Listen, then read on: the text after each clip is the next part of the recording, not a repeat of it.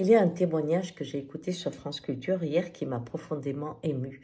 C'est celui d'un ancien professeur de sport qui, 6 mois avant, veut exercer ce métier et qui, depuis en Ukraine, est soldat.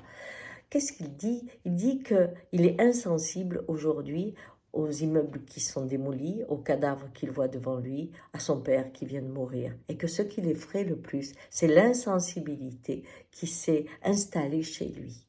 L'environnement nous transforme. C'est très important d'écouter ce témoignage parce que ce que nous vivons à travers les outils que nous utilisons aujourd'hui nous transforme aussi. C'était une des vidéos que j'ai faites. Vous voyez, il y a le corps qui se protège en s'endurcissant, en ne sentant plus rien et qui permet d'agir.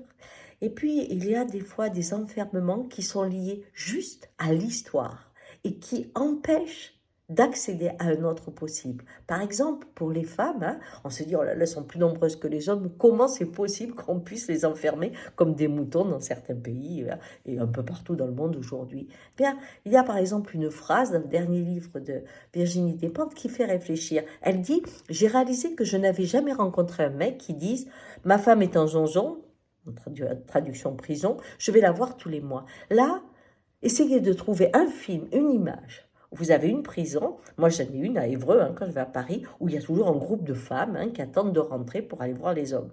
Mais essayez d'imaginer l'inverse. Une prison de femmes, vous voyez un groupe d'hommes. Vous ne l'avez pas. Dans notre culture, c'est comme si les femmes n'allaient pas en prison. Vous voyez? Eh bien, ça, c'est un enfermement. Parce que quelque part, c'est comme si la femme ne pouvait pas être dangereuse. Et quand un homme frappe sa femme, il ne peut pas imaginer qu'elle peut être dangereuse.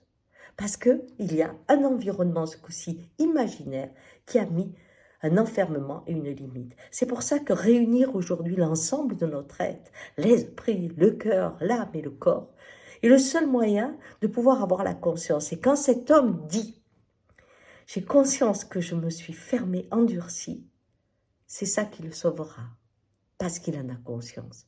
Car ce qui se passe aujourd'hui, c'est que la fermeture se fait dans l'inconscience. Et là, on n'a plus d'armes pour lutter et réveiller cette semence de l'amour que nous portons tous en nous. Ciao!